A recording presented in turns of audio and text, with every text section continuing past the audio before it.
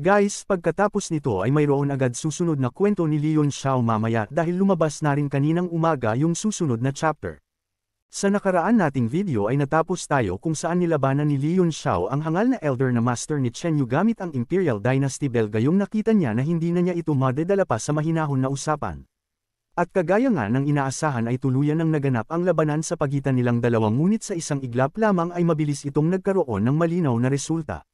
Walang kahirap-hirap na tinalo ni Leon Xiao ang hangal na elder sa pamamagitan ng pagkulong dito sa loob ng Imperial Dynasty Bell.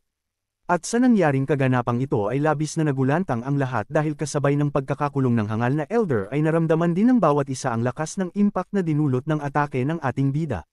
Matapos talunin ni Leon Xiao ang hangal na elder ay tumayo siya ng matikas sa ibabaw ng Imperial Dynasty Bell para ipakita na hindi siya natatakot sa kahit sino man na naririto at kasunod nun ay seryoso niyang tinanong kung sino pa daw ang gustong sumunod sa yapak ng hangal na elder.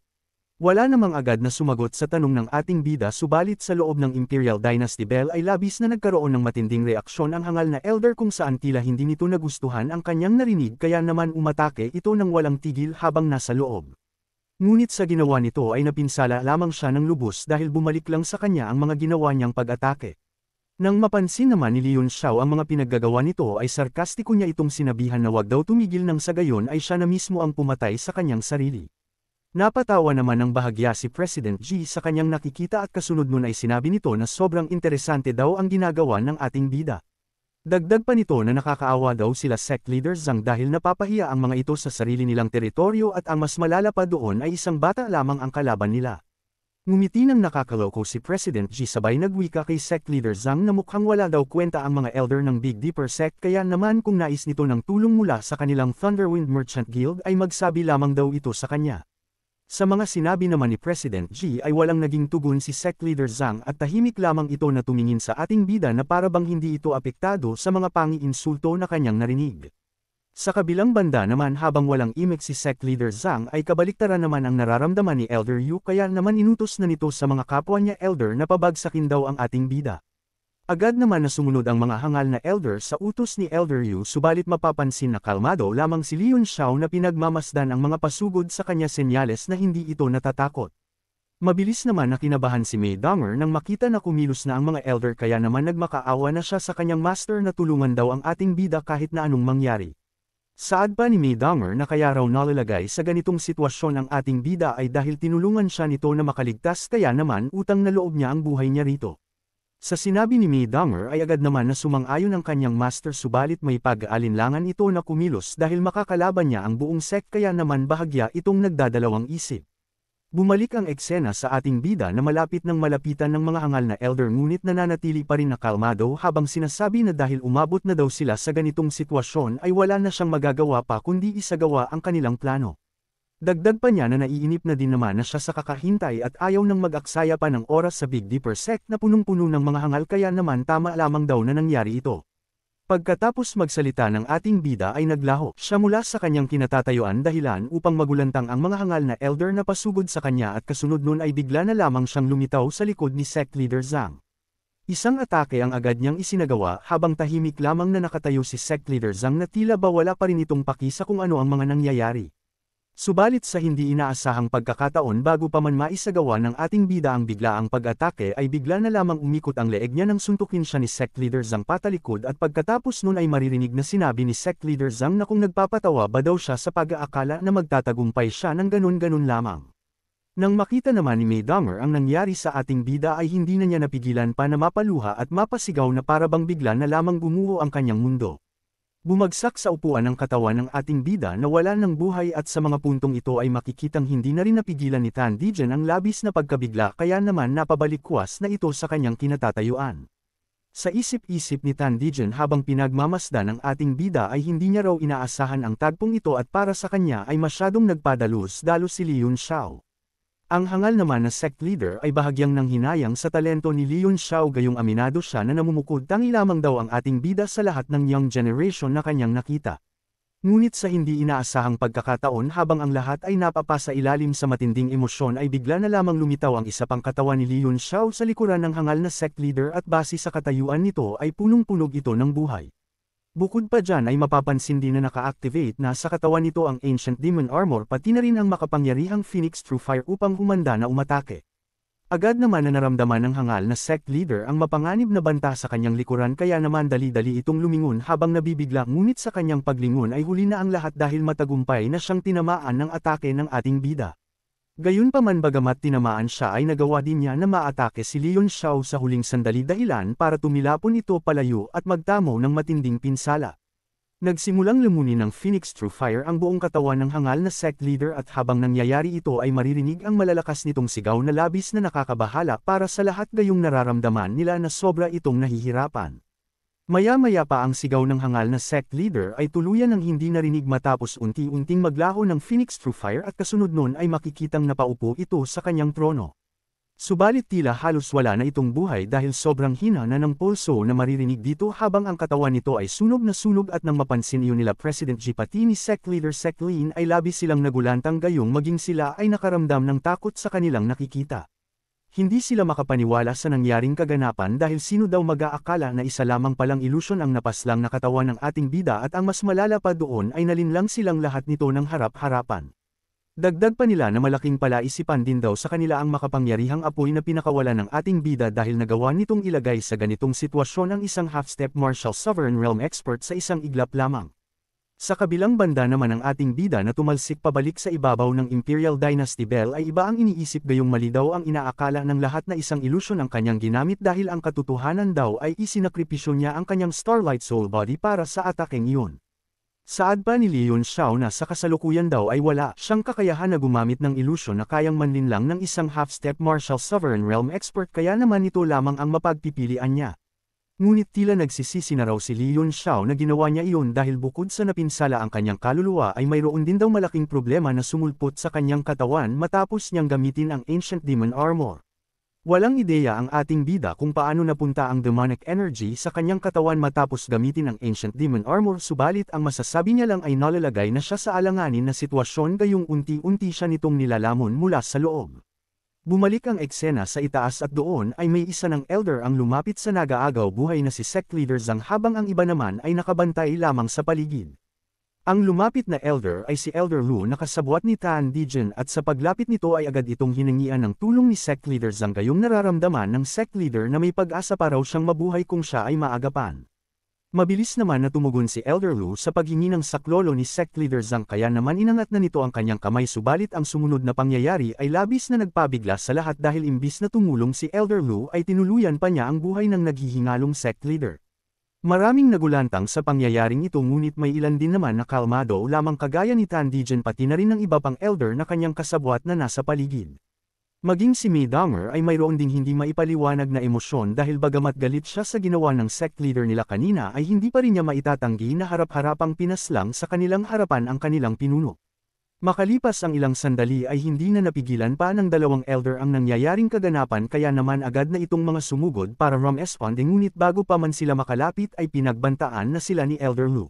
Mariin na sinabi ni Elder Lu na kung hindi titigil ang dalawang elder ay puputulan pa raw niya ang ulo ang nag-aagaw buhay na si Sect Leader Zhang. At nang marinig naman iyon ng dalawa ay labis silang mga bahala dahilan upang mapilitan silang mapahinto sabay magtanong kung ano daw ang nangyayari. Gayunpaman bago pa man sila masagot ni Elder Lu ay isa-isa nang nagbigay ng motibo ang mga elder na nasa kanilang likuran at sa mga puntong ito ay bahagyan na ng dalawa na nauunawaan ang lahat. Sa pangunguna ni Elder Yu ay nagpakita ito ng nakakalokong ekspresyon na mas lalong nagpatibay sa hinala ng dalawang elder ngunit kahit na ganun pa man ay wala na silang magagawa pa kundi ang magtanong ng dahilan. Hindi rin nagtagal ay nakisali na rin si Tan Dijen na kasalukuyang nagpapalit na ng anyo at tumatawa niyang binabanggit na siya na raw ang magpapaliwanag. Ipinakilala ni Tan Dijen ang kanyang sarili sabay nagsimulang magpaliwanag ng sitwasyon kung saan ang nangyayari daw ngayon ay para sa ikabubuti ng kanilang Big Dipper sect. Mabilis namang nagulantang si Elder He nang makita si Tan Dijen at kasunod nun ay hindi niya ito sinang-ayunan dahil hindi niya raw nakikita na maganda ang magiging dulot nito bagkus labis pa daw itong makakaapekto sa kanila gayong si Sect Leader Zhang ang pundasyon ng kanilang Big Dipper sect. Nagalit naman agad si Tan Dijen nang marinig ang tinura ni Elder He dahil mas malala pa raw ang ginawa noon sa kanila ni Zhang Linghua matapos nitong paslangin at agawan ng trono ang kanyang master. Dagdag pa ni Tan Dijan na hindi pa daw ito nakontento at pati siya ay pinagtangkaan na paslangin kaya naman ang ginagawa niya ngayon ay hindi lamang basta-basta na paghihiganti para sa kanya kundi para na rin sa kanyang master na dati nilang sect leader. Matapos sabihin ito ni Tan Dijan ay tumawa siya ng malakas sabay ininsulto ang nag-aagaw buhay na si Zhang Linghua dahil sobrang walang kwenta daw nito at basta-basta na lamang tinalo ng isang martial grandmaster realm na bata. Nang sabihin naman ito ni Tan Dijan ay bigla siyang napalingon sa ating bida dahil maging siya ay nakaramdam ng kaunting takot sa kakayahan nito na pumaslang ng isang half-step martial sovereign realm expert. Sa isip-isip niya ay masyado raw itong delikado kaya naman mukhang kailangan niya daw itong asikasuhin pagkatapos ng misyon niya na makuha ang Big Dipper sect. Muling nagsalita si Tan Dijan at inutos niya kay Elder Yu na hulihin daw ang dalawang elder pati na rin ang iba pang mga ayaw na magpasakop. Agad naman na nagalit si Elder He nang marinig ito kaya naman seryoso nitong tinanong si Elder Yu kung isa rin din ba daw itong traidor. Hindi naman tumanggi na sumagot si Elder Yu sa tanong at sinasabi niya na nasa panig talaga siya ni Tan Dijan dahil nais din raw niya na bigyan ng hustisya ang ginawang kamalian noon ni Zhang Linghua. Pahabol pa niya na nararapat lamang ito na mangyari gayong hindi naman talaga dapat si Zhang Linghua ang kanilang sect leader kung hindi lamang nito inagaw ang trono. Pagkatapos sumagot ni Elder Yu ay binanggit niya ang mga pangalan ng elder na nasa kanilang panig at nang marinig iyon ng dalawa ay labis silang mga hindi makapaniwala dahil wala man lang silang kamalay-malay na nagkaroon na pala ng ganitong sabuatan. Sa kabilang banda naman ang Great Elder na simula umpisa ay tahimik lamang ay hindi na napigilan na mapabuntong hininga matapos masaksihan ang mga nangyari senyales na hindi niya ito nagugustuhan. Mabilis naman itong napansin ni Tan Dijan na nasa malapit kaya naman muli niyang ipinaalala kay Great Elder Feng ang mga nangyari noon kung saan si Zhang Linghua talaga ang mali at hindi sila. At nang may paalala na niya ito ay binanggit niya na sana raw ay makapag-isip ng mabuti si Great Elder Feng at umanib sa kanila dahil kailangan daw ito ng buong Big Dipper sect bilang pinakamalakas sa kanilang lahat. Mas lalo namang nanghina si Great Elder Feng sa binitawang salita ni Tan Dijan at kasunod nun ay nagwika ito ng mga nakakalungkot na katagaan na para bang mayroon itong ipinapahiwatig. Wala namang naunawaan si Tan Dijan sa sinabi ni Great Elder Feng kaya naman nagtataka itong napatanong kung ano daw ang ibig sabihin ng mga binanggit nitong salita. Subalit bago pa man may sumagot ng tanong ay bigla na lamang nagulantang si Elder Yu sa sumunod na nangyari nang biglang lumitaw ang secret technique ng kanilang Big Dipper sect sa mukha ng hawak-hawak niyang naghihingalong sect leader. Bukod pa rito ay ganun din ang nangyayari kay Great Elder Feng hanggang sa tuluyan nang matapos ang secret technique at lumitaw ang makapanindig balahibong katotohanan na kung saan nagpalit pala ng katayuan ang dalawa. Ang inaakala ng lahat na si sect leader Zhang ay si Great Elder Feng pala na sa makatuwid ay iba ang kanilang na target na nilalang. Matapos magpakita ng katotohanan ay seryosong nagsalita ang totoong sect leader at sinasabi nito na hindi lamang daw si Tan Dijan ang may kakayahan na makagamit ng kanilang secret technique na kung tawagin ay Art of Transformation. Nang marinig naman ito ng mga elder ay labis silang mga nagulantang at hindi makapagsalita gayong hindi nila inaasahan na preparado pala ang kanilang sect leader sa mangyayari ngayong pag-aalsa. Maging si President G ay hindi rin napigilan ang kanyang sarili na mabigla at mapapalakpak sa naging revelasyon at para sa kanya ay hindi talaga daw maitatanggi na si Zhang Linghua ay isang matalinong sect leader. Si Sect Leader Li naman ay bahagyang natakot sa kakayahan ni Sect Leader Zhang kaya naman napagdesisyonan niyang baguhin ang pananaw niya dito nang sa gayon ay hindi siya magaya sa mga nalinlang na elder. Makalipas ang ilang sandali ay makikitang dali-dali na nagtungo ang dalawang elder sa panig ng totoong sect leader habang si Tan Dijan naman ay galit na galit sa kanyang kinatatayuan dahil sa matinding revelasyon na hindi niya inaasahan. Dinuduro-duro niya ang totoong sect leader sabay pinagsasabihan na sobrang sama daw talaga nitong nilalang dahil hinayaan nitong mamatay si Great Elder Feng para lamang siya ay mabuhay. Sa sinabi ni Tan Dijan ay hindi naman umalma si sect leader Zhang ngunit inutos nito na bitawan ni Elder Lu ang naghihingalong si Great Elder Feng. Pagkatapos noon ay ginamit niya ang malakas niyang kapangyarihan para dalahin papunta sa kanya si Great Elder Feng gamit ang telekinesis. At nang madala na niya ito sa kanya ay mabilis niyang napansin ang napakalakas na elemental force sa katawan ni Great Elder Feng kaya naman agad niyang napagtanto na mukhang malabo na itong mabuhay. Maging si Tan Dijan ay ganun din ang iniisip kaya naman sinabi nito na nanghihinayang daw siya na si Great Elder Feng pa ang masasawi at hindi si Zhang Linghua. Naghihingalo na nagsalita si Great Elder Feng at sinasabi nito kay Sect Leader Zhang na maaari na daw silang mga tumigil dahil wala naman daw siyang pinagsisisihan na isinakripisyo niya ang kanyang sarili gayong para din naman ito sa ikabubuti ng kanilang sect. Nang marinig naman iyon ni Sect Leader Zhang ay agad niyang naunawaan ang nais ipahiwatig ni Great Elder Feng kaya naman hinawakan niya ang kamay nito sabay sinabihan na siya na raw ang bahala sa lahat. Hindi na raw niya palalakihin pa ang gulong ito at magpapakumbaba na lamang siya dahil kasalanan din naman niya kung bakit humantong sa ganito ang sitwasyon. Tinawag ni Great Elder Feng ang atensyon ng 6 na elder sabay sinabihan na wag nang ipagpatuloy pa ang kanilang mga plano dahil wala naman silang mapapala at makakasira pa ito sa kanilang sect. Dagdag pa niya na hindi naman niya ito masyadong dadamdaman at nang marinig iyon ng 6 na elder ay labis silang mga naguluhan kaya naman nagsimula na silang mag-usap-usap. Sa kabilang banda naman si Tan Dijan na narinig din ang sinabi ay mabilis na kumontra at ipinaalala nito sa 6 na elder kung gaano daw kasama si Zhang Linghua kaya naman hindi nila ito dapat pagkatiwalaan. Saad pa niya na ang nangyari daw kay Great Elder Feng ay maaaring mangyari din sa kanila pagdating ng hinaharap kaya naman wag daw nilang asahan na magbabago pa si Zhang Linghua. Mas lalo namang naguluhan ang 6 na elder nang marinig ang paalala ni Tan Dijan dahil napagtanto nilang may punto nga naman ito lalong-lalo na nawala ni isa man sa kanila ang makakapantay sa cultivation ni Great Elder Feng. Sa makatuwid ay iniisip nila na madali lamang daw silang mga palitan at pakanabangan sa oras na mayroon na namang ganitong pangyayari. Muling namang nagsalita si Zhang Linghua para mga tuwiran sa paratang sa kanya ni Tan Dijan kung saan itinatanggi niya na ginamit niya si Great Elder Feng para mailigtas ang kanyang buhay. Ipinaliwanag ni Zhang Linghua na noong una pa man daw ay alam na niya na mayroong magaganap na ganito at nang ikonsulte niya ito kay Great Elder Feng ay bigla na lamang itong nagmungkahi na palitan siya ng posisyon upang maobserbahan nila ng mabuti ang sitwasyon. Subalit hindi daw nila inaasahan na hahantong agad sa ganito ang sitwasyon dahil sa ating bida kaya naman maging silang dalawa ni Great Elder Feng ay wala na ring nagawa sa sobrang bilis ng mga pangyayari. Hindi naman naniwala si Tan Dijan nang marinig ang paliwanag ni Zhang Linghua kaya naman patuloy lamang itong nagalit at nagbitaw ng mabibigat na salita. Ipinagdiinan nito na hindi na daw kailangan pa ni Zhang Linghua na maghugas ng kanyang kamay sa kanyang mga kasalanan dahil hindi lang naman daw ito ang unang pagkakataon na nagsakripisyo ito ng nilalang para sa kanyang kapakanan. Sa binitawang salita ni Tan Dijan ay muli namang hindi tumutol si Zhang Linghua ngunit nalulungkot niyang sinabi na pinagsisihan na daw niya ang nagawa niya noon kaya naman nagbago na daw siya ngayon. Pahabol pa niya na kung maibabalik lamang daw niya ang nakaraan ay mas pipiliin niyang hindi na isagawa ang pagpaslang noon sa kanilang master dahil noong nakuha niya ang posisyon ng sect leader ay doon na daw niya napagtanto na hindi ito ganun kadali na responsibilidad. Ipinaalam ni Zhang Linghua kay Tan Dijan na simula daw nang naging sect leader siya ay walang araw na inisip niyang sana ay hindi na lamang niya ito nakuha gayong labis siyang nitong pinahihirapan sa bawat oras na lumilipas.